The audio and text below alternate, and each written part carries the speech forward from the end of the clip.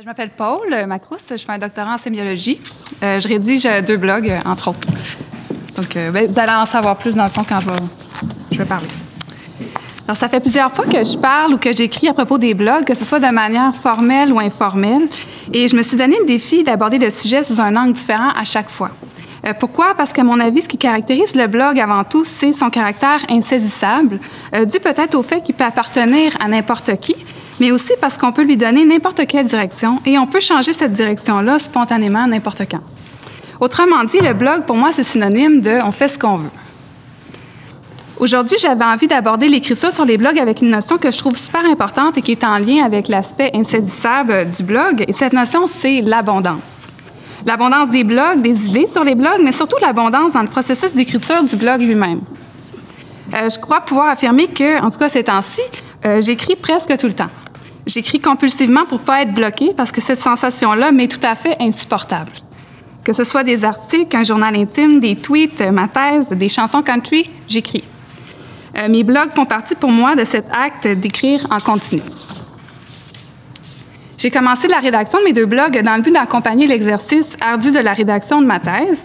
Donc, mon blog Effet de présence, que je rédige depuis 2006, pourrait être qualifié peut-être de blog académique, puisque les réflexions qu'on y trouve sont similaires à ce qu'on va retrouver dans ma thèse. Et puis, mon blog Patio Green, ce serait peut-être plus un blog création, une exploration d'une extension identitaire, dans lequel je m'amuse à mettre l'accent sur des déséquilibres ou des situations déstabilisantes de ma vie. Donc, les 2 blogs me permettent une liberté dans l'écriture que je ne trouve pas ailleurs, une liberté qui s'exprime, entre autres, dans l'exploration des différentes écritures médiatiques qui vont rendre possible. Parce que c'est certain que j'utilise beaucoup le texte, comme tout le monde, mais j'essaie d'écrire aussi avec des images, des vidéos, des jeux de couleurs qui sont devenus très importants pour moi et des gifs animés. Ça peut sembler étrange de constater que sur mes blogs, je vais privilégier la quantité au lieu de la qualité. Toutefois, l'abondance, pour moi, c'est la quantité perçue comme quelque chose qui ne se dénombre pas. Plus j'écris, plus j'ai des idées, plus j'ai envie d'écrire. Et puisque la majeure partie de mon travail, de mes loisirs et de ce que je dois faire en ce moment requiert l'écriture, je veux avoir envie d'écrire tout le temps. Privilégier la quantité plutôt que la qualité sur mes blogs, c'est une manière de garder un flux actif. Donc, dans un tel flux, on s'en doute, tout n'est pas intéressant. Et là-dessus, je vais citer Penelope Trunk, qui est une blogueuse active et ex-net-artiste, qui dit « If you can't cope with a high degree of irrelevance, blog is not for you ». Et j'endosse complètement cette affirmation-là.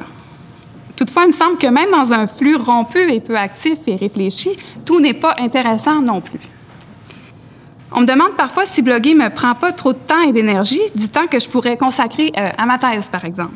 Pour moi, c'est le contraire, c'est complètement absurde parce que cet investissement-là est loin d'être synonyme de gaspillage de temps et d'énergie. Je remarque que plus j'écris ma thèse, plus je blogue et non l'inverse. S'il y a abondance sur mes blogs, il n'y en a pas moins ailleurs, car quand le flux est actif, il est actif partout. Bloguer, c'est surtout se créer un espace, voire créer de l'espace. Et se créer de l'espace, tel que mes lectures en astrophysique me le révèlent, ça sauve du temps et ça donne beaucoup d'énergie. Bloguer, c'est aussi lire en abondance. Je ne fais pas une scission nette entre écrire et lire dans la blogosphère. C'est un dialogue continu avec les autres blogueurs. Je lis beaucoup de blogs, je commente quand j'ai le temps et je réponds toujours aux commentaires qui sont laissés sur mon blog. En fait, je suis une vraie jaseuse de blog. Je suis toujours motivée à transformer n'importe quel fil de commentaires en espèce de chat room. Et aussi, je rebondis parfois de manière plus ou moins explicite sur les biais des autres, ce qui me donne moins l'impression d'interagir avec les blogueurs, mais plutôt de participer à un flux d'idées et d'encourager leur circulation.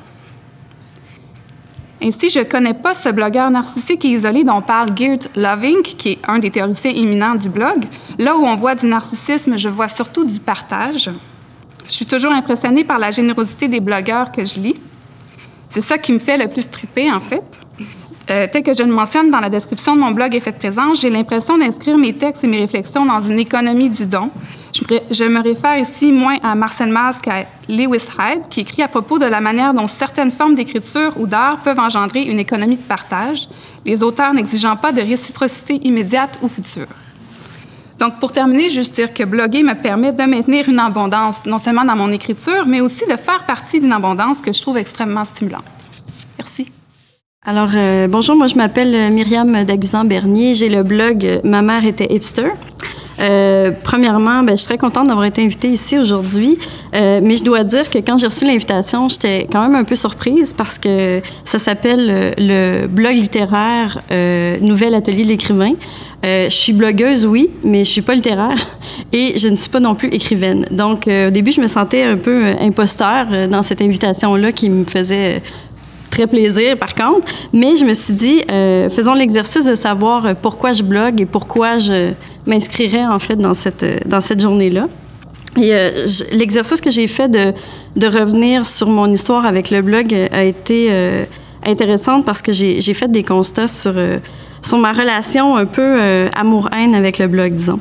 Je suis arrivée sur la blogosphère vers peut-être 2004 ou 2005, puis j'avais croisé quelques blogs ici et là sur Internet. J'étais surtout inspirée par des blogs de chroniques très, très variés, bouffe, voyage, etc. Et à ce moment-là, je vivais dans le quartier Hochelaga-Maisonneuve, que je trouvais très coloré, et j'avais eu envie de partir un blog sur le quartier. J'avais donc un blog qui s'est appelé Chroniques Hochelagiennes. Et Chroniques Hochelagiennes a survécu à peu près 1 an et demi, 2 ans, et c'était toutes sortes de chroniques que je faisais là-dessus sur le quartier, ce que je voyais qui se passait là-bas. Et à un moment donné, j'ai changé le nom de ce blog-là pour quelques points de suspension, parce que je me suis rendu compte que Chroniques Hochelagiennes, je ne parlais pratiquement plus d'Hochelaga, en fait, et ça devenait beaucoup plus des notes personnelles et une espèce de... pas un journal intime, j'aime pas trop cette appellation, mais un carnet de notes, en fait, sur ce que je voyais, sur mon travail, etc. Et celui-là aussi a duré à peu près 1 an et demi environ, et jusqu'à temps que je tue ce blog, parce que j'étais fatiguée de l'entretenir, parce que ça menait à rien. J'avais pas de projet précis avec lequel... que j'avais en tête pour continuer quelques points de suspension. J'ai fait une pause de blog pendant un bon moment. Et j'ai ensuite essayé un blog à 4 mains avec une amie dans le cadre d'un voyage en Europe. Et ça s'appelait Anne-Marie et Myriam à Paris. Mais le projet est tombé à l'eau assez rapidement pour diverses raisons. Mais entre autres, encore une fois, parce qu'il n'y avait pas de tangente. Ah, merci. Il n'y avait pas de tangente, il n'y avait pas de ligne directrice à ce projet-là. Et moi, ce que ça m'a fait réaliser, entre autres, c'est que j'avais besoin d'une ligne directrice pour écrire. J'ai ensuite commencé le blog Ma mère est hipster, que vous pouvez voir ici. Ce blog-là est parti d'un coup de tête, en fait, un peu. C'est une blague que j'ai lancée avec mon copain à l'époque. Je voyais des photos de ma mère, comment elle était habillée à l'époque, et je trouvais ça très drôle de faire un parallèle avec les hipsters de nos jours, et qui est non seulement une mode vestimentaire, mais tout aussi un mode de vie aussi, qui est aussi un copier-coller en ce moment dans la société où on est, qui est une espèce de copier-coller des années 60, 70, 80. Et les hipsters se disent un peu détenteurs de la culture émergente, et je vais parler là de Montréal parce que c'est mon terrain, disons. Et je me suis dit, c'est pas tout à fait vrai. Et donc, j'ai décidé d'appeler ça « Ma mère était hipster » parce que, à mon sens, ma mère, vestimentairement parlant, ça se dit, et dans ce qu'elle faisait dans la vie, devait être une hipster avant. Alors, c'est parti de là, et c'est parti aussi d'un lien professionnel. J'étais avant disquaire, libraire, commis au magazine dans 2 grandes chaînes de magasins que je ne nommerai pas et que vous devez savoir c'est lesquels, anyway. Donc, voilà. Et je m'ennuyais de ça. Je m'ennuyais d'être proche des produits culturels, en fait, du partage, des recherches que j'avais à faire, et je me suis dit, pourquoi pas partager ça? Mais encore une fois, le projet n'était pas bien lancé et j'ai abandonné ce blog, et oui, et je l'ai laissé aller pendant quelques mois. Il y a eu ensuite un autre blog, pour continuer dans mes abandons de blog, un blog post-rupture amoureuse, qui s'est appelé Quelques jours seulement, 1 + 1 = 0 ou Une petite fin du monde. Et comme je dis, ça a été quelques jours seulement, et je l'ai enlevé de la blogosphère parce que ça menait absolument à rien, sinon déverser ma frustration pendant quelques jours. Ensuite, j'ai pris une pause encore une fois et j'ai fait revivre Ma mère était hipster, en constatant que j'avais accumulé beaucoup de matériel pour partager sur la culture émergente à Montréal. Comme vous pouvez le voir ici sur le... On le voit bien, oui. Comme vous pouvez le voir, c'est assez varié. Ça couvre vraiment culture de façon générale. Donc, c'est autant histoire de l'art, musique, théâtre, performance, etc., etc. Et je viens du domaine d'histoire de l'art, juste pour que vous soyez situés. Et parallèlement à ça, parce que chez moi, c'est tout ou rien, j'avais aussi ouvert un blog que j'appelais de fiction, qui s'appelait Absurdité claustrophobe, et par lequel j'ai connu des blogueurs ici qui le commentaient allègrement. Voilà, merci. Et donc, de faire les deux en même temps, ça a été une expérience intéressante parce que ce blog-là, Absurdité claustrophobe, qui est en ce moment un peu en stand-by, si vous me permettez l'expression, il est encore existant, mais je l'ai comme enlevé. Je n'assumais pas tout ce que je disais là-dessus. Ça pourrait peut-être être une question intéressante à débattre entre blogueurs. Et j'ai décidé encore une fois de l'arrêter. Donc, celui qui survit, et je devrais dire vit, parce qu'il vit très, très bien et le suivi se fait bien, c'est celui-ci, Ma mère est hipster, qui est pas un blog littéraire, qui est vraiment un blog culturel qui couvre ce qui se fait d'émergent à Montréal. Et l'envie d'écrire sur ce blog ne s'est jamais tarie avec les années. Ça fait 3 ans et c'est un blog que j'ai l'intention de garder le plus longtemps possible. Et ce qui est intéressant avec ça aussi, c'est que ça m'a amené vers des occasions professionnelles et mon travail actuel s'est croisé avec ça aussi. Donc, ça a amené, disons, une vie parallèle professionnelle. Mais ça reste un blog qui est fait bénévolement et avec plein d'amour. Donc, voilà. On pourrait peut-être juste spécifier deux petites choses avant que je parle de mon cas. On pourrait spécifier le fait que Ma mère est hipster, c'est maintenant un .com. Ah, donc, oui. C'est intéressant. Il y a comme une espèce de flottement, encore une fois, là, entre le blog et le magazine culturel, le e-zine. Donc, Myriam est comme passée à une catégorie supérieure comparée à nous, pauvres blogueurs. C'est-à-dire qu'elle reçoit des disques chez elle maintenant, elle reçoit des invitations, elle reçoit des disques et tout. Deuxième spécification, c'est que, ben oui, sans aucun doute. Ce qui est on a parlé un peu tout à l'heure de l'aspect communautaire. Je pense que c'est une des choses qu'il faudrait vraiment aborder entre nous, là, mais c'est un des aspects les plus intéressants peut-être du monde des blogs.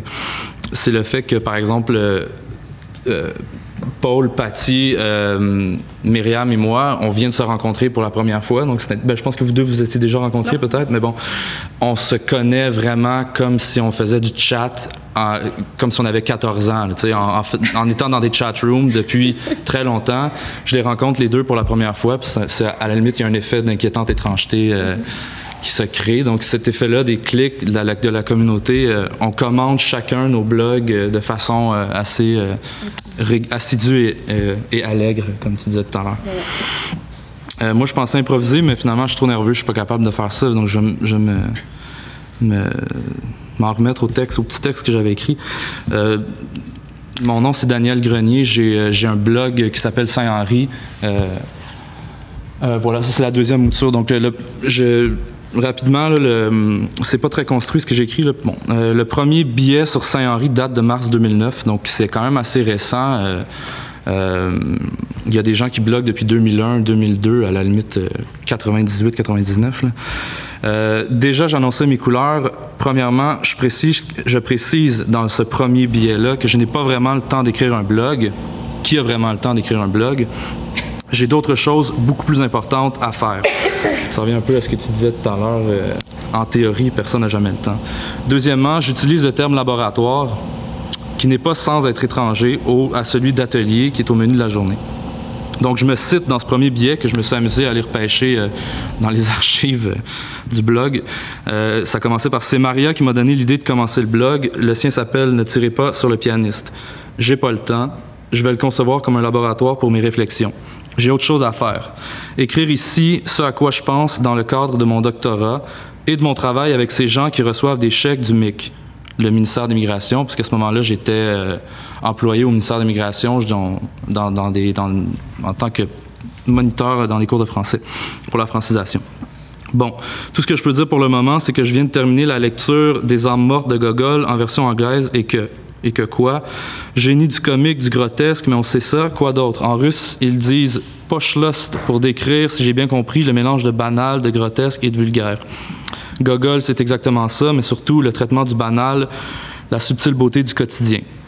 Donc, on pouvait voir tout de suite que Saint-Henri n'allait pas devenir un blog avec un concept précis comme celui dont on a parlé ce matin de Pierre-Marc Drouin, alias Luc Pierre, ou encore un blog de quartier comme St. Henry Chronicles, qui, lui, s'intéresse vraiment aux enjeux politiques, sociaux de l'endroit, puis essaie d'en faire part aux lecteurs. Le seul concept clair que j'avais, c'était la pseudonymie, à laquelle j'ai pas dérogé depuis l'ouverture en début 2012, donc ce mois-ci, de Saint-Henri deuxième version, qui est maintenant sur WordPress. Je suis passé pour l'occasion de Blogspot à WordPress, et même si mes billets sont encore signés Clarence l'inspecteur, qui était mon... Qu'est-ce qu'il y a? Oui, c'est ça. Moi, non, mais c'est un peu ce que j'ai dit, je pense. Hein. Oui, c'est ça. Passer du Blogspot à WordPress. Donc, même si les billets sont encore signés Clarence l'inspecteur, j'ai maintenant officiellement réclamé Saint-Henri sous mon propre nom. Ça revient à ce que disait Jean-Philippe tout à l'heure. On finit par accepter d'avoir produit toutes ces choses qui sont pas toujours pertinentes. Dans l'à propos, j'écris que ce blog est l'espace de création de Daniel Grenier. J'aurais pu dire atelier. Il y a une grande différence entre Saint-Henri 1 et Saint-Henri 2. Au-delà de la plateforme qui a changé, mon blog a été ouvert à une époque de ma vie où je n'avais aucune perspective de publication. J'écrivais depuis longtemps, mais je n'avais reçu que des refus pour mes manuscrits de romans. À ce moment-là, vous pouvez pleurer si vous voulez dans la salle. Ouvrir un blog, c'était donc pour moi d'abord et avant tout, on s'entend là-dessus, d'abord et avant tout une manière de mettre des textes en ligne afin d'avoir un minimum de feedback et idéalement construire un lectorat. Quand tu ne sais pas vraiment comment ça fonctionne au début, ce sont des choses qui sont un peu floues, évidemment. Je me souviens pas si j'avais sincèrement l'impression que j'allais être lu par genre 100 000 personnes ou par 2 personnes. L'idée, c'était d'avoir un espace où je pourrais, sans contrainte et immédiatement, offrir mes idées et ma prose à quelqu'un d'autre, à défaut d'avoir une reconnaissance officielle du milieu de l'édition.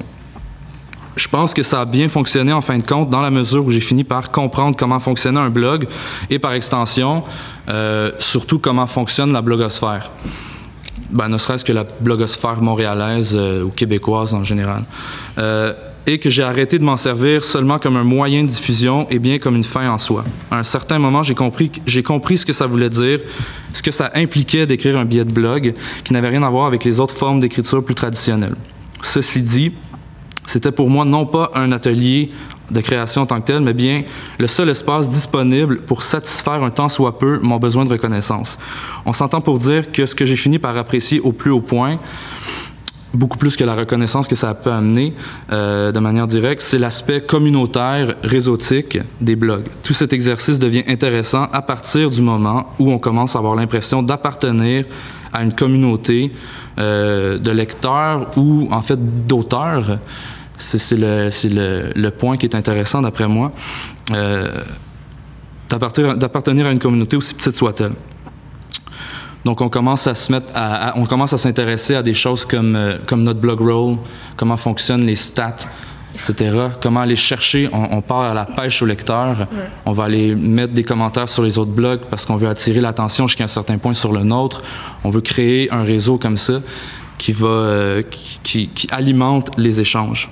Puis on finit par se rendre compte aussi, je pense que c'est Simon qui disait ça tout à l'heure, qu'il y a des stratégies marketing qui fonctionnent beaucoup mieux que d'autres. C'est très, très, très rarement les billets, entre guillemets, intelligents ou approfondis ou réfléchis qui attirent l'attention et qui attirent ce qu'on appelle le fil de commentaires, donc l'échange entre les gens. Parce que puis finalement, c'est à peu près juste ça qu'on veut, échanger avec les gens sur nos blogs. Même si on a eu... je sais pas moi, 100 visites par jour selon Google Stats, ça change rien s'il y a encore la mention « laisser un commentaire », le billet est raté. Jusqu'à un certain point. Bon, peut-être que vous n'êtes pas d'accord. Non, tout à fait. Non? Non. Oh non, pas toi, non, c'est ça. On voit que j'ai une vision plus mercantile de ces choses-là. Maintenant, c'est différent, bon, dans la mesure où... avec cette nouvelle version-là, elle est reliée aussi jusqu'à un certain... Bon, là, ça revient à ce que je disais tantôt, avec la publication prochaine de mon livre qui va sortir. Évidemment, le blog va peut-être devenir obsolète. Il va servir comme outil, je sais pas, de making-of à la limite, ou de un espèce de documentaire behind the scenes du livre en tant que tel, mais je ne sais pas jusqu'à un certain point si il va continuer à être alimenté dans la mesure où l'expérience Saint-Henri, pour moi, du quartier Saint-Henri, va se terminer avec la publication du livre qui s'en vient bientôt. Donc, c'est ça. Je voulais juste dire en terminant que il y a un aspect qu'on pourrait peut-être aborder ensemble, vous n'allez peut-être pas être d'accord avec moi aussi, qui moi, m'intéresse, qui n'a pas du tout été touché aujourd'hui, c'est l'aspect un peu loser, l'aspect un peu honteux jusqu'à un certain point de tenir un blog dans la communauté restreinte de nos amis en général, dans la vraie vie et tout. Donc, on est là, nous, on est tous ensemble en train de parler comme si c'était quelque chose qui allait de soi, mais il reste, d'après moi, il y a un aspect intéressant là-dessus aussi. Moi, ça m'est arrivé de ne pas le dire à des gens, tu sais, que je tenais un blog parce que je savais que leur réaction allait être négative et à la limite méprisante pour le médium en tant que tel. Donc, c'est un point, je pense, qu'on pourrait aborder aussi.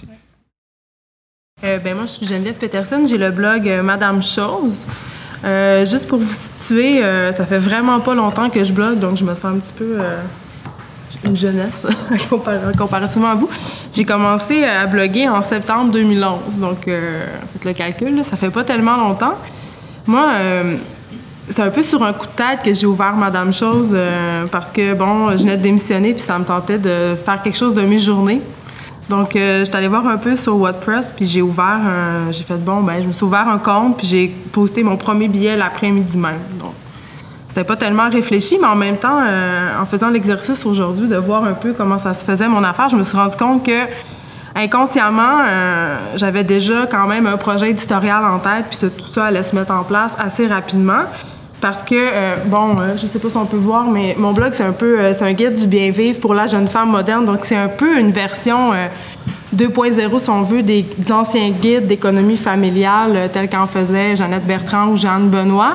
Je trouvais ça assez ironique de prendre quelque chose d'aussi passé date puis vintage, puis de le mettre sur un... Je trouvais ça drôle, en fait, de le mettre sur un support comme ça.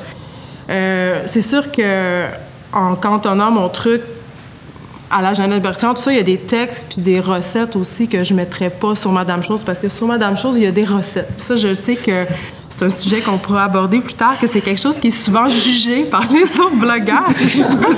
Mais la raison pour laquelle j'ai mis des recettes est simple, c'est pour attirer du trafic. C'est un peu plate à dire. Moi, je suis une fille qui vient de l'édition, qui vient de la pub, donc vraiment inconsciemment, même si j'étais très ingénue quand je l'ai faite, j'ai mis en œuvre tous les processus promo puis de poussage de trafic que je connaissais puis que j'utilisais en pub pour mes clients. Je l'ai fait pour moi, finalement. Donc, j'ai créé, parallèlement au blog, c'est sûr, une page Facebook et un compte Twitter qui a l'identité Madame Chose, où est-ce qu'on peut trouver du contenu exclusif, mais qui pousse aussi le contenu. Oui, tu sais, moi, je suis l'école de la convergence, donc je fais converger tout ça vers mon blog. Puis, c'est sûr que qu'est-ce qui attire les gens? Oui, c'est sûr que dans les manuels d'économie familiale d'avant, les femmes nous expliquaient comment tenir maison et tout, il y avait des recettes. Donc, j'en ai mis aussi pour ça, c'est sûr, là, mais la raison principale était quand même d'attirer du trafic. Puis ça, c'est drôle parce que ça m'a attiré un trafic qui correspondait pas vraiment au public cible que je m'attendais à toucher. Tu sais, moi, je m'attendais à toucher des filles un peu de mon âge, qui veulent un peu être en contact avec ces histoires de bonnes femmes-là, puis qui se disent, mon Dieu, c'est quoi ces affaires-là? Moi, je veux savoir. Puis, par le référencement, simplement, je me suis rendu compte que Gérard, qui cherchait, mettons, une recette pour préparer son orignal, bien là, il tombait sur Madame Chose, puis là, il commençait à lire des affaires. Puis là, il était là, mon Dieu, il y a des histoires là-dessus. Puis là, il venait m'écrire, il disait, hey, tu sais, il y a des histoires, moi, je veux savoir la suite, ça, c'est arrivé, tu sais. Puis, tu sais, il y a des trucs genre comment colter le lièvre. Bien, ça, tu sais, mettons qu'un chasseur tape dans Google colter le lièvre, il s'attendra pas nécessairement à tomber sur mon blog, mais là, il arrive. Puis souvent, tu sais, en tout cas, j'en ai eu un courriel d'un gars qui est arrivé, puis il l'a fait lire à sa femme. Puis là, ben depuis ce temps-là, il me lise. Donc, tu sais, tout ça pour venir à... C'est comme ça. Tout ça pour en venir à un point que je trouve important qu'on discute, c'est l'impact des médias sociaux sur le blog, parce que, tu sais... ça serait un peu... moi, personnellement, l'expérience que j'en ai, c'est que le rapport à mes lecteurs, je l'ai non pas sur le blog. C'est pour ça que je n'étais pas d'accord avec toi quand tu disais 0 commentaire égale un billet raté. Là. c'est que quand tu t'entretiens une page Facebook ou un compte Twitter, pour moi, c'est là qu'ont lieu les réactions principales à mes billets, ou c'est là que les échanges ont lieu. Puis c'est là aussi qu'il y a des débats sur le contenu, parce que maintenant, quelque chose que j'avais pas prévu au début, c'était de faire des personnages qu'on allait retrouver au fur et à mesure des billets. Mais j'ai vu que les gens aimaient, exemple, ma tante Gemma ou la famille Bérubé, ça avait créé beaucoup de réactions chez les lecteurs. Fait que j'ai voulu comme continuer ça. Puis ce qui fait que le blog, je trouvais, par sa forme labyrinthique, se prêtait bien à ça aussi, parce que tu peux chercher dans les billets l'histoire de, OK, elle, c'est la sœur de qui? Puis, tu sais, je trouvais que la forme labyrinthe du blog, ça se prêtait bien aux espèces d'histoires familiales fuckées que je déploie dans mon truc. Donc, oui, les médias sociaux, à ce chapitre-là, ont eu un impact, je dirais, quand même assez important sur le développement de mon contenu. Maintenant, c'est ça qui est drôle aussi, sur Twitter, il y a des spin-offs de Madame Chose, c'est-à-dire qu'il y a des gens... Parce que moi, chaque jour, pour les gens qui ne sont pas familiers avec mon blog, il y en a plein sûrement, je fais des aphorismes avec des conseils du jour. Exemple, la jeune femme moderne aime chasser la lutte, blabla. C'est comme des genres de conseils tout le temps un petit peu... réalisable, un peu pour rire un peu des modèles féminins, parce qu'il y a quand même une démarche, ça on y reviendra peut-être, là, un peu militante derrière ça, où est-ce que j'essaye un peu d'avoir un discours sur c'est quoi être une fille aujourd'hui, là. Donc, c'est ça, il y a des spin-offs de Madame Chose, puis il y a des gens maintenant qui m'envoient des lettres, là, qui me racontent des expériences qu'ils ont vécues par rapport au texte que je pose cette semaine-là. Tu sais, j'ai posté un texte où il y a la mort d'un enfant qui s'est ramassé sur un forum de deuil de parents, des parents endeuillés d'un enfant qui m'ont écrit pour me dire merci d'avoir écrit ça. Tu sais, moi, je pensais pas avoir un rapport au lecteur aussi. Tu sais, c'est vraiment un rapport qui est immédiat, là. Tu poses, puis 2 heures plus tard, tu as des réactions. Ça, c'est quand même particulier au blog. Je pense pas qu'il y a une autre forme. Je pense pas qu'une forme écrite, tu peux avoir sur papier, je parle, avoir une réception aussi immédiate. C'est ça. C'est tout. Ben, j'avais peur de rien avoir à dire, même si je blogue depuis longtemps, parce qu'il me semble que j'ai souvent intervenu sur le blog, puis je voulais pas me répéter. Donc j'ai préparé un petit texte, là, je pense que je vais le lire parce que là je suis nerveuse, puis sinon je vais juste oublier mes idées, donc mon texte me garde dans quelque chose. Donc, c'est ça, j'ai ouvert mon blog là, fin 2002, fait qu'on peut dire que j'ai ouvert mon blog en 2003, donc ça fait quand même un certain moment. Donc, c'est ça, mon blog s'appelle « Déprime explosive ». Le titre, c'est une référence à un passage de prochain épisode du Baraquin que j'aime beaucoup. Je vous le lis pour le plaisir parce que je suis d'abord une lectrice, puis que je trouve ça très intéressant de revenir vers la littérature, même pour parler d'objets qui sortent un peu des livres comme le blog. Donc, l'extrait de prochain épisode, c'est « En moi déprimé explosif, toute une nation s'aplatit historiquement et raconte son enfance perdue par bouffées de mots bégayés et de délires scripturaires et, sous le choc de la lucidité, se met soudain à pleurer devant l'immensité du désastre et l'envergure quasi sublime de son échec. » Donc, c'est cette référence-là que j'avais en tête pour mon blog. Puis, c'est une référence, évidemment, qui est très mélancolique pour un journal qui se voulait précisément le récit d'une grande tristesse. Donc, pour moi, la déprime, ça devait être le thème de mon blog. Puis l'explosion, bien, ça allait correspondre à ma manière de l'écrire. Donc, j'ai jamais écrit avec des contraintes. Donc, je voulais toujours écrire sous le coup d'une pulsion, donc jamais la tête froide. Mon écriture se devait d'être portée par des passions violentes, par le désespoir, par la rage, mais aussi, surtout, par le rire. Sans vouloir me présenter comme une blogueuse joyeuse, ça serait vraiment difficile. Mais je peux dire que j'écris quand même souvent en riant, même si j'ai l'impression que les gens ne l'imaginent pas, là. Mais en tout cas, j'écris souvent en riant, mais j'écris parfois aussi en pleurant. Mais donc, c'est ça. Donc, pour moi, ce qui a toujours été important dans Déprime explosive, c'était d'écrire à mon rythme, sous mes pulsions du moment, puis comme un jeu. Donc, c'est pour ça que je dis que j'écris parfois en riant, parce que c'est toujours un jeu. J'ai toujours été fascinée aussi par l'engagement immédiat de ma parole qui est permise par le blog, peu importe que les lecteurs soient ou non au rendez-vous, parce que ça m'importe peu, là, je n'accorde pas vraiment d'importance aux statistiques. J'ai toujours été fascinée, sinon je serais peut-être triste si j'en accordais, mais c'est pas grave. J'ai toujours, de toute façon, je m'attends à rien, fait que je serais même pas triste. J'ai toujours été fascinée aussi par... c'est ça, cet engagement-là immédiat de la parole. Donc, peu importe que les lecteurs soient au rendez-vous, je suis engagée à mes textes chaque fois que je les publie.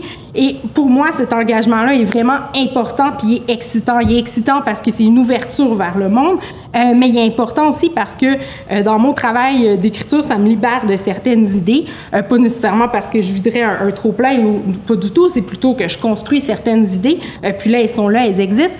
Puis ça me donne l'impression illusoire, peut-être, d'avancer un peu. Donc ça fait du bien de faire le récit d'une pensée qui se construit. Pour moi, le blog, c'est un peu comme... j'aime beaucoup penser à cette histoire-là. C'est un court récit de Yoko Ogawa, la petite pièce hexagonale. Donc, dans ce court récit-là, l'écrivaine japonaise parle d'une petite pièce à raconter. Pour moi, le blog, c'est un peu une petite pièce à raconter. De cette manière-là, c'est un peu aussi l'atelier de l'écrivain, évidemment. Mais c'est une pièce à raconter sans sa solitude. Donc, dans l'histoire d'Ogawa, une femme découvre une étrange pièce dans laquelle des inconnus entrent un à un pour y raconter tout ce qui leur passe par la tête. Donc, la narratrice s'assoit dans cette pièce et elle se laisse aller.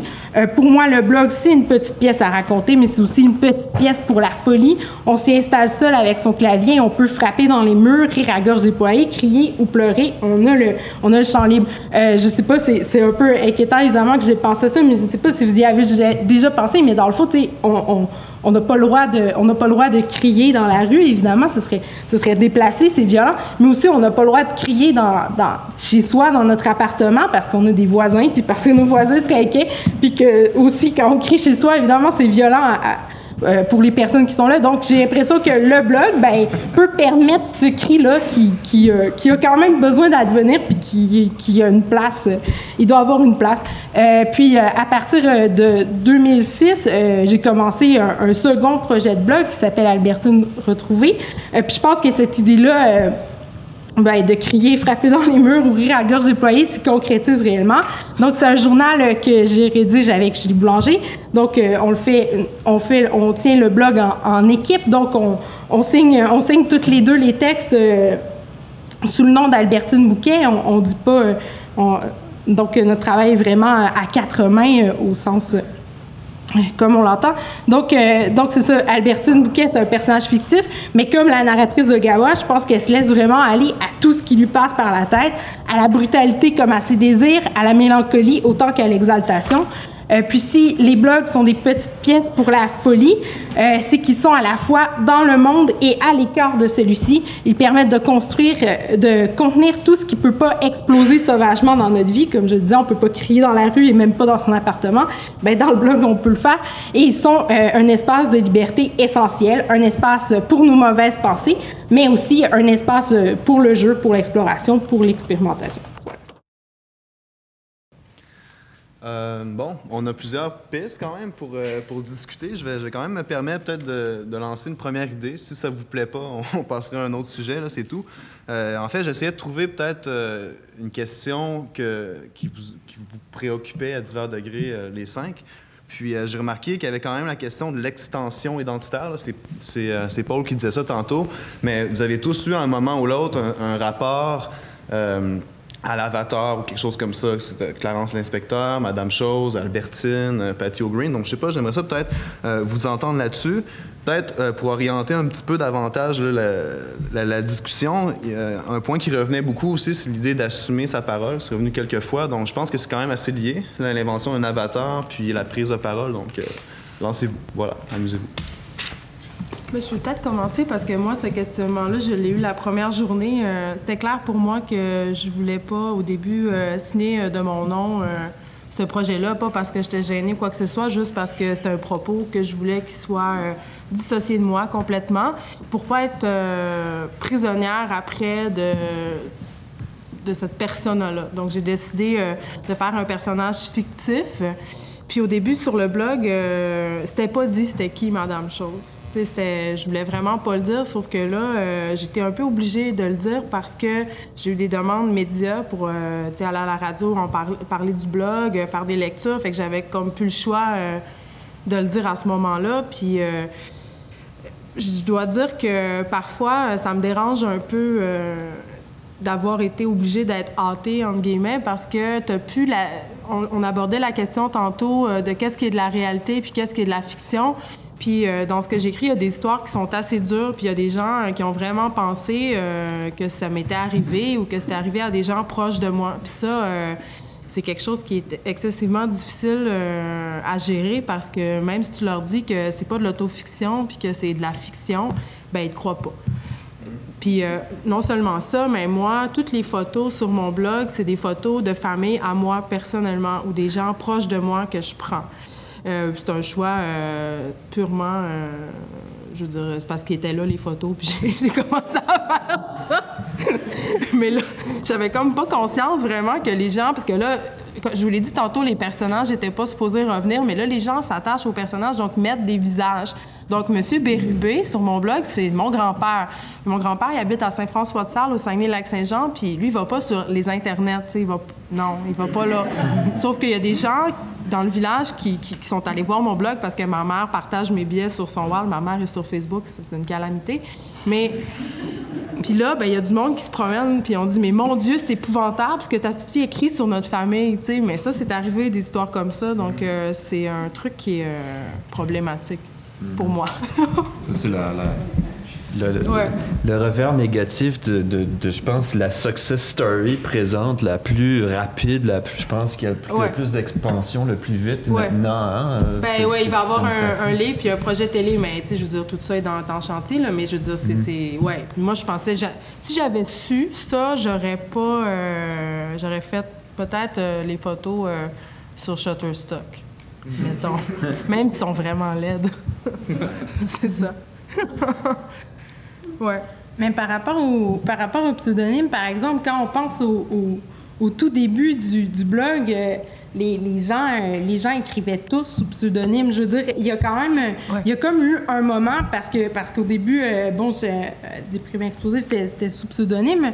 Et puis, dans le fond, il y a comme eu un moment où le blog est devenu plus connu, où le nom blog est arrivé, parce qu'avant, c'était des weblogs.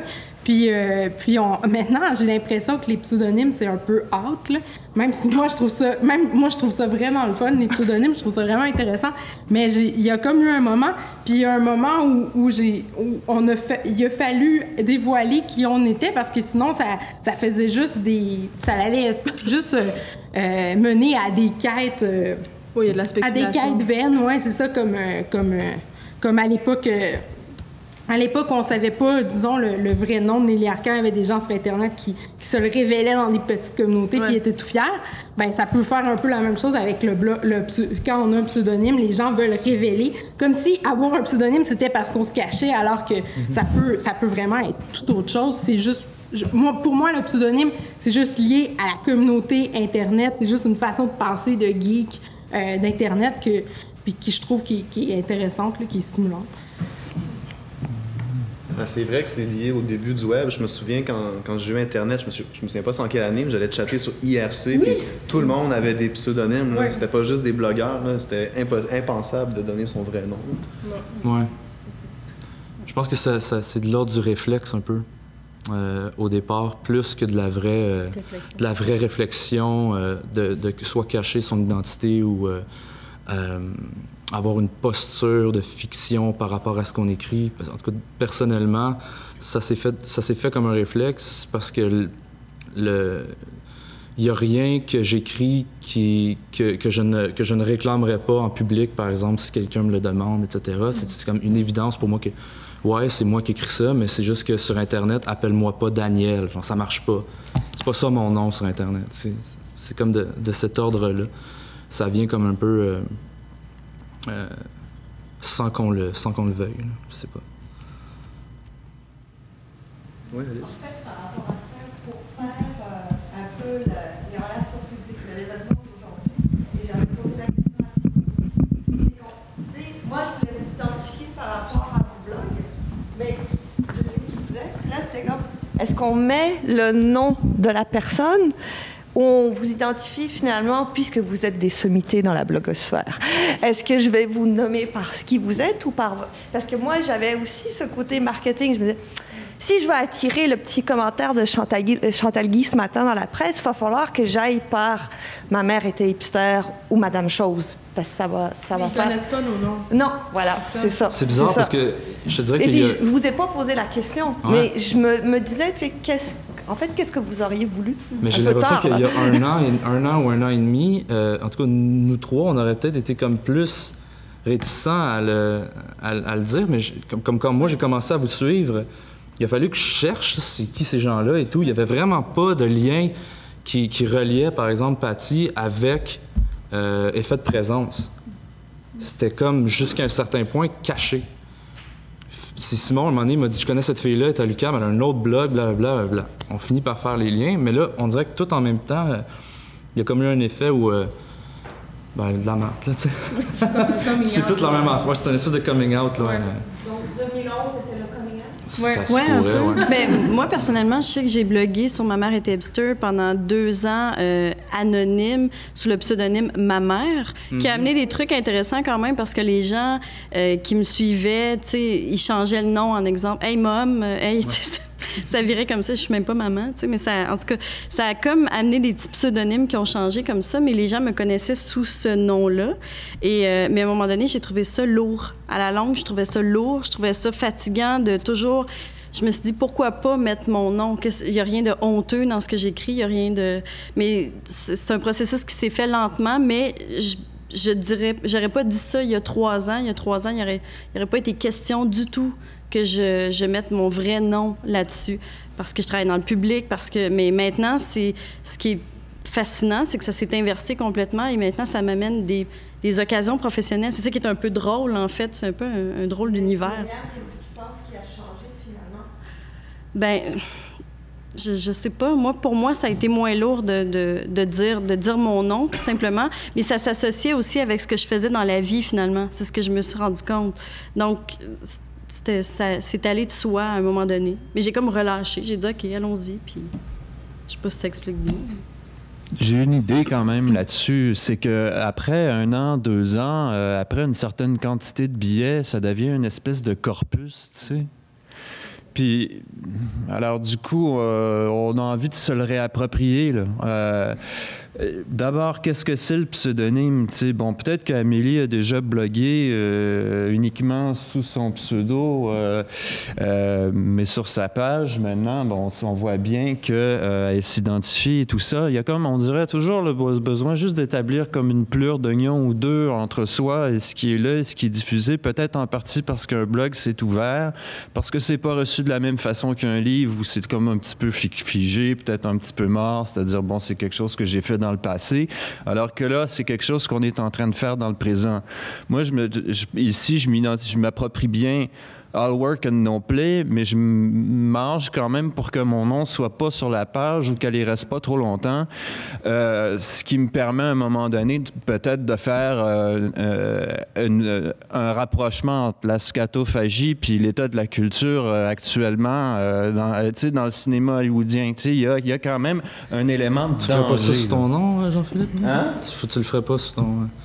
Ben oui, bien sûr que si, tu sais, éventuellement. Mais là-dessus, dans le web, dans cette espèce de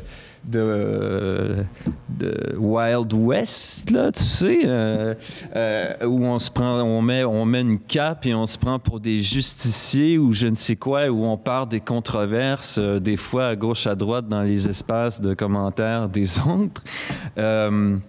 Je sais pas, c'est peut-être en même temps comme un élément d'étiquette qui permet justement d'en manquer de temps à autre quand on écrit, hein, quand on a envie de varger dans les murs et de crier. Quelque chose aussi peut-être comme une marque, une griffe, quoi, une marque de commerce, un côté un petit peu initié, quoi, qui fait que justement, ben voilà, Daniel, c'est Clarence, tu sais, on avance là-dedans, on se rencontre assez facilement en personne, mais s'il y a des gens qui sont pas au parfum, ben Il reste le papier, il reste la page, c'est tout. Il reste le discours. Comme ça. Ceci dit, c'est aussi, en tout cas dans certains cas, c'est quand même des avatars, c'est quand même plus que des pseudonymes, c'est aussi des personnalités qui sont quand même juste un petit peu décalées parfois de ce qu'on est vraiment dans la vie. Donc moi, à la limite, sur Internet, j'aime bien être Clarence parce que Clarence, c'est comme un détective. C'est Clarence l'inspecteur, donc il y a des gens qui vont faire référence au fait que on va mettre le détective là-dessus. T'sais.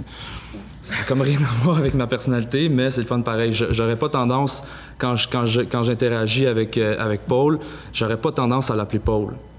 Parce que je parle pas à Paul. Je la connais pas, cette fille-là.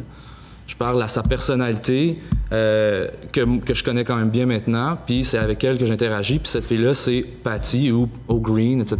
T'sais. Puis il y a comme un décalage par rapport à la réalité un peu. J'imagine, ça je vais faire ça bref, mais j'imagine aussi que l'idée, le parfait salaud, un truc, Pierre-Luc, OK, rapidement.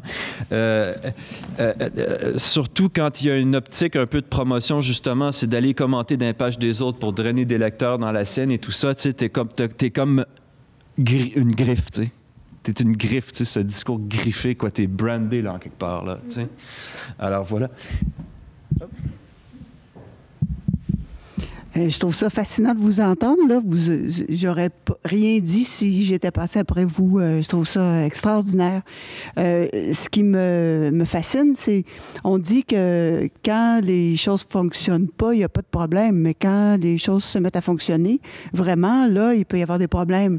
Tu sais, actuellement, ce que je constate, c'est que vos blogs fonctionnent très bien. Puis même que peut-être qu'il y avait quelque chose de l'ordre du jeu de rôle, de faire un blog parfois par dépit. Bon, OK, mon roman est refusé, je vais aller sur le web, c'est facile.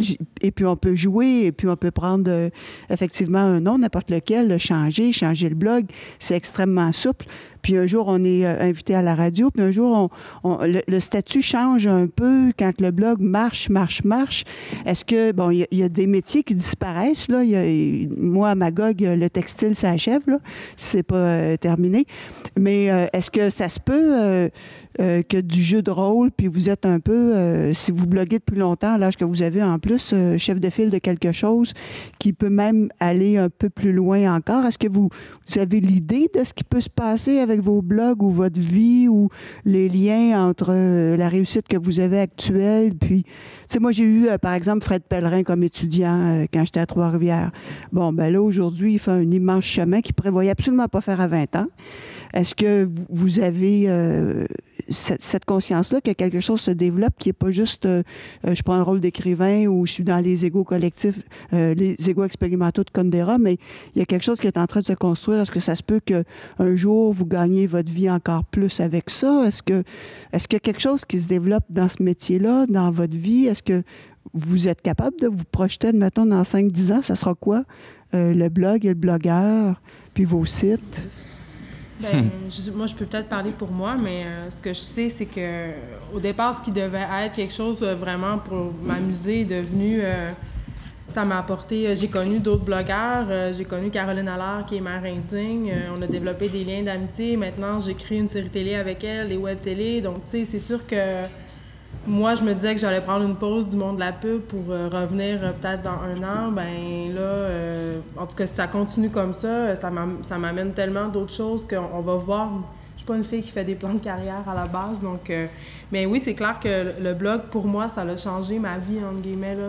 Je pense pas retourner en pub, à part de l'autre côté de la clôture, parce que maintenant, je vends ce que je vendais à mes clients, finalement, donc j'ai plus envie de retourner de l'autre côté, c'est trop plate. Ouais.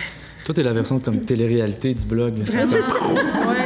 Mais c'est très drôle parce que, tu sais, j'ai mes anciens patrons qui suivent le blog puis disent, tu sais, c'est vraiment drôle de voir tu mets en pratique les trucs que tu pas enseignais, mais puisque moi, j'étais la conseillère médias sociaux puis tout ça, donc ça les fait beaucoup rire de voir, ben ils sont fiers en même temps, mais de voir que, tu sais, ça fonctionne bien puis que ça mène à autre chose, donc... Je sais pas où dans 10 ans, mais en tout cas, clairement, ça va avoir changé mon parcours. Ça, je le vois déjà, là. Ouais. Même chose. Je sais pas si même chose dans mon cas aussi. À mon travail actuel, moi, je travaille à la Fondation DHCR dans le Vieux-Montréal. J'avais un emploi en éducation là-bas. Et c'est à force de voir les interactions que je faisais sur les réseaux sociaux et mon propre blog que maintenant, je m'occupe du blog là-bas et des réseaux sociaux là-bas. Donc, mon emploi a complètement changé. Et je me dirigeais en éducation, moi, et ça a complètement bifurqué et je suis dans un milieu qui me plaît d'autant plus encore. Puis j'avais pas prévu ça du tout. C'est vraiment, ça m'a ouvert des portes, ne serait-ce que dans la vie culturelle à Montréal. Je peux aller voir pas mal de spectacles que j'ai envie d'aller voir. Je reçois des livres, je reçois ce que je n'aurais jamais cru au début. Jamais. Pour un blog qui est parti parce que je m'ennuyais d'être libraire disquaire. Pour me désennuyer aussi, c'est vraiment parti de là. Puis c'est peut-être aussi, je reviens à l'Avatar aussi, c'était pas une idée d'auto-promo non plus. C'est pour ça peut-être le nom était pas là aussi. Là. C'était une idée vraiment d'avoir du fun, de s'amuser, d'écrire. Oui, de jeu, oui, vraiment. Fait que oui, moi aussi, même principe. Ça. Un élément qui va dans le même sens et qui marche chronologiquement dans le sens contraire. C'est cette idée là, de la personnalité qui permet de se mettre un peu à distance. Moi, mon blog, je l'ai créé sous mon nom et je me suis créé une personnalité petit à petit et j'utilise de moins en moins mon nom.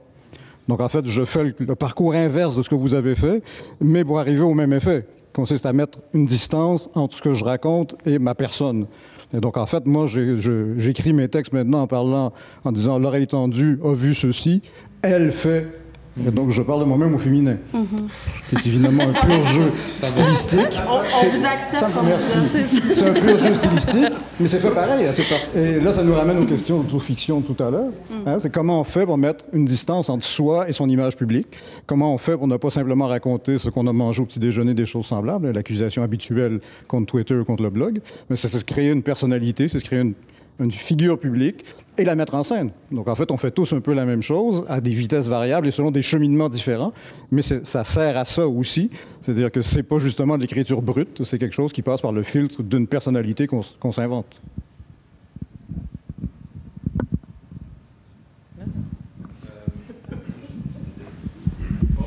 Tu as parlé de l'importance pour toi de l'abondance. Moi, c'est quelque chose qui m'intéresse vraiment beaucoup. Tu sais, tout à l'heure, je parlais de dépenses, de dons. Puis, tu sais, en tant que lecteur de blog, quelque chose que j'admire beaucoup, en fait, c'est cette abondance-là de l'écriture. Parce que je trouve, mais c'est sûr, bon, c'est pas un critère, là, nécessairement, tu sais, dur comme fer, mais tu peux mesurer tout de même le sérieux avec lequel le blogueur considère sa pratique. Quand tu vois qu'à chaque jour, tu sais, je veux dire, comme toi, ce que tu fais, c'est tout de même assez étonnant. Tu as 2 blogs en même temps que tu alimentes presque tous les jours.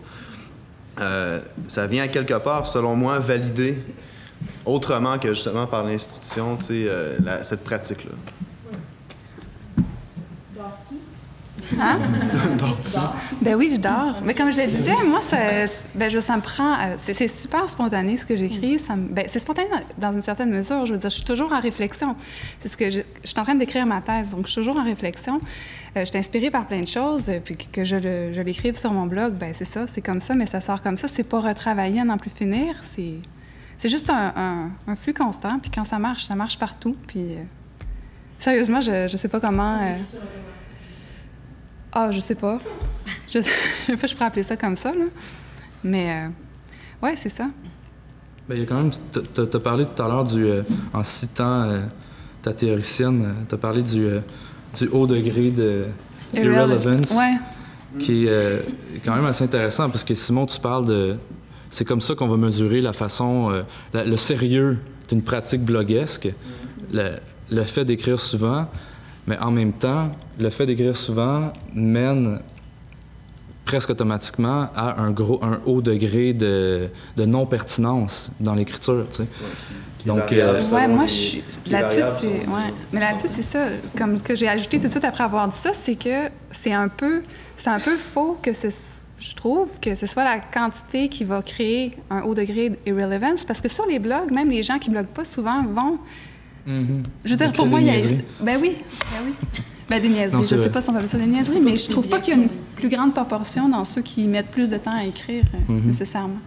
Une grande proportion de choses. Mais la question à ce moment-là, c'est est-ce que le médium en tant que tel appelle nécessairement la non-pertinence du propos, tu sais. Ce que tu dis, c'est ça, c'est même si tu n'écris pas souvent, même les gens qui écrivent pas souvent vont se ramasser à écrire des choses qui sont... Mais encore une fois, il faudrait définir la pertinence. Oui, non, c'est ça. Mais c'est un haut degré, on s'entend, en tout cas d'après moi, c'est un haut degré de pertinence bloguesque. Justement, c'est ça que ça veut dire dans ma tête, écrire sur un blog. C'est parler, en effet, des fois de choses qui sont, comme tu disais tout à l'heure, qui sont pas nécessairement réfléchies, qui sortent comme des flashs, qui sortent comme des trop-pleins. On a utilisé l'expression tout à l'heure. Mais dans ta présentation tout à l'heure, Daniel, tu parlais de la subtile beauté du quotidien. Pour toi, est-ce que c'est quelque chose qui est le propre du... Ben, pas nécessairement le propre du blog, mais est-ce que ça appartient au blog, ce territoire-là? Est-ce que c'est typiquement bloguaise de parler de cette subtile beauté du quotidien? Est-ce que quand tu écris pour d'autres trucs, c'est dans cette optique-là aussi que tu penses l'écriture, ou c'est typiquement c'est relié à ta pratique du blog? Ben, je pense que c'est relié à la pratique du blog, mais que ça a influencé toutes les autres sphères de mon écriture maintenant, par contre. Parce que forcément, à écrire de façon journalière, on est amené à considérer la substance du quotidien, parce qu'on n'a pas des idées géniales à chaque jour. Là, ça arrive peut-être ça arrive jamais, ou quelques fois dans une vie. Là, ben oui, mais là, la question se pose de savoir si tu n'as pas d'idée cette journée-là, est-ce que tu te forces à écrire un billet ou tu te fermes la gueule puis t'attends demain, tu sais? Est-ce que tu vas avoir une rigueur dans le propos ou une rigueur, par exemple, dans la régularité, ouais, avec tes fibres et tout, dans l'écriture. Il y a comme eu un délai dans l'écriture journalière. Est-ce que tu vas avoir de la rigueur là-dedans ou dans ton propos, etc. Des fois, en effet, on n'a rien à dire, mais on va... Moi, pendant un an, j'ai écrit chaque jour. C'était ça, le but du blog. Le but du blog, c'était pas d'écrire des affaires importantes ou nécessairement intéressantes, c'était d'écrire chaque jour. Donc, c'est ça. Moi, pour vous lire, pas toujours régulièrement, mais quand même assez régulièrement, ce que je trouve fascinant de vos projets, c'est, tantôt vous parliez de pertinence ou encore d'abondance. Moi, ce que je remarque, c'est surtout la liberté. Vous êtes donné un espace de liberté et qui vous permet, en fait, de jouer avec le langage, de jouer avec l'écriture, alors que cet espace de liberté-là passe par le biais d'un avatar, passe par le biais d'un ensemble de filtres, passe par le biais d'un projet bien précis qui vient cadrer les interventions. C'est pas tellement important. Moi, ce que je trouve important, c'est de voir comment, d'une certaine façon, compte tenu du fait qu'il n'y a pas de projet éditorial fixe, qu'il n'y a pas derrière un livre, qu'il n'y a pas derrière une machine qui vous dirait « vous devez rentrer dans tel et tel moule », parce qu'en fait, essentiellement, un éditeur va finir par imposer pas nécessairement son moule, mais au moins sa façon de faire. Vous le savez, si vous passez à travers un éditeur, il va vouloir que ça ressemble à ce qu'il aime publier. Là, en fait, vous avez court-circuité, par la force des choses, le médium permet ce court-circuit-là, de court-circuiter tout le processus éditorial. Et ce qu'on retrouve, en fait, c'est cet espace de liberté qui est un espace d'écriture.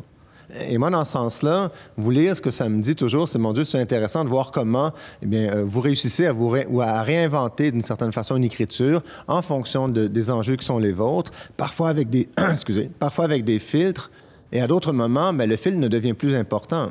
Moi, j'ai vécu exactement la même chose que vous. J'ai commencé avec un avatar. Je me suis beaucoup amusé avec Éric Klein, qui continue à survivre, mais j'en ai beaucoup moins besoin maintenant. Mais il y avait là, en fait, un espace qui me permettait de jouer avec un certain nombre d'éléments que je n'avais pas assumés. Et au fur et à mesure, là, ma pratique a continué, et sans avoir besoin du filtre en question.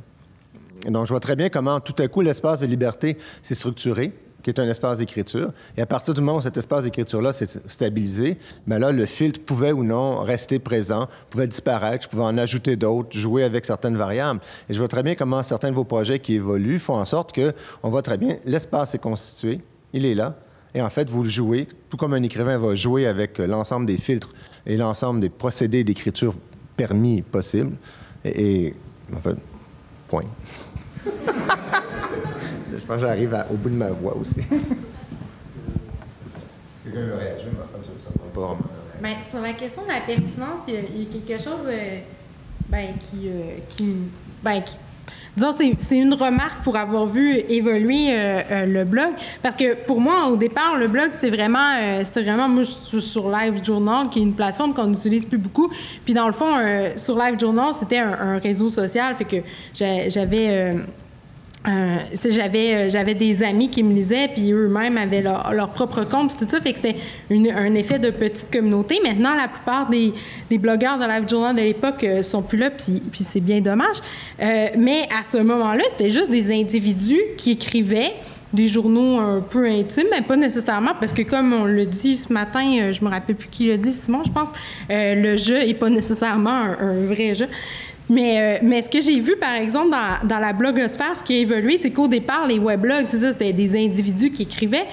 J'imagine qu'il y avait déjà cette idée-là du blog à concept, mais c'est sûr que dans les dernières années, l'idée du blog à concept est vraiment de plus en plus forte. Là, il faut être un camionneur pour raconter son expérience de camionneur, chauffer un taxi. Non, mais il y a toutes ces idées-là, tu sais, et on veut la bibliothécaire qui nous raconte sa vie de bibliothécaire. C'est intéressant, mais je trouve que le blog, il s'est comme structuré par la pratique, puis il s'est structuré par ces blogs à concept-là. Puis je trouve ça intéressant de revenir à une idée de plus grande liberté où la pertinence n'est pas nécessairement obligatoire. Ça ne veut pas dire qu'on ne peut pas faire non plus de blog à concept, là, c'est pas ça. C'est juste que je pense que c'est intéressant qu'il y ait dans le blog des... Oui, c'est ça, ça devient une genre de recette. Mais tu sais, pour certaines personnes, évidemment, ce blog à concept-là, ça peut être une contrainte qui stimule leur créativité, puis c'est génial, évidemment. Mais ce que je veux dire, c'est que il me semble que c'est important qu'il y ait des textes qui soient moins pertinents sur un blog. De toute façon, ce qui est pertinent pour quelqu'un est peut-être pertinent pour un autre, là. Fait qu'il n'y a pas de... Je sais pas, fait que j'ai l'impression qu'on s'est mis à accorder de plus en plus d'importance à l'utilité, alors que c'est le fun d'écrire des choses en vain ou des choses qui nous écartent un peu. Je pense à ça parce qu'à l'émission, là, Plus on est de fou, plus on lit, un des intervenants sur l'histoire là, sur la question du « le blog est-il mort » avait dit que quand un blogueur se mettait à parler d'un autre sujet que le sujet habituel de son blog, il arrêtait de le lire.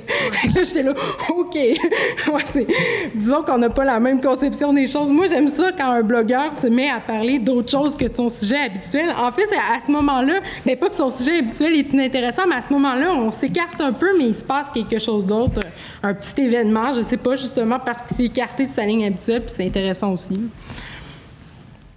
Mais ça reste un écartage jusqu'à un certain point. Il y a quand même une ligne directrice qui est habituellement qui est recherchée par... C'est pour ça que les lecteurs viennent te lire. Par les lecteurs. Ils vont lire quelque chose qui a quand même un... Moi, quand je vais lire Albertine, je m'attends à Albertine, tu sais. Si, mettons, elle se met à être vraiment... Si tu deviens trucker tout à coup sur le blog... je vais comme être déçue. Tu comprends? Oui, c'est ça. Je vais être plate. On en rêve. Le spin-off, ah oui, non, c'est certain, mais la ligne directrice, en même temps, c'est toujours l'individu qui écrit d'une certaine manière. Oui, mais c'est ça, dans une optique où ton blog n'a justement pas de concept au départ.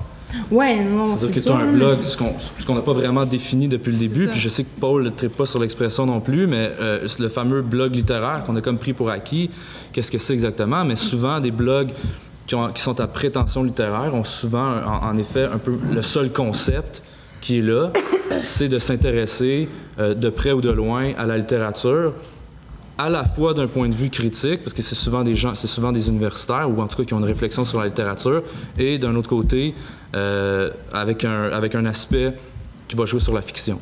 Donc, en effet, ça donne des blogs qui sont extrêmement éparpillés, mais là, tes lecteurs, dès le départ, tes lecteurs, en tout cas, les quelques gens qui vont te lire sont intéressés un peu par cette dissémination-là, puis par les divagations que ça crée, là.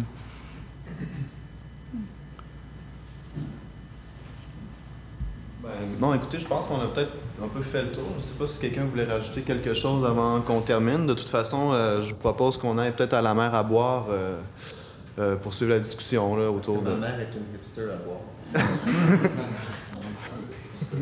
On est fatigué, là. Ouais, c'est ça. Donc, on met fin à la journée d'études, mais merci. Merci à tous d'être venus. C'était bien agréable. Puis, il y en aura peut-être une autre. Merci aux 50 personnes qui étaient là. Ouais, oui, vraiment. Et,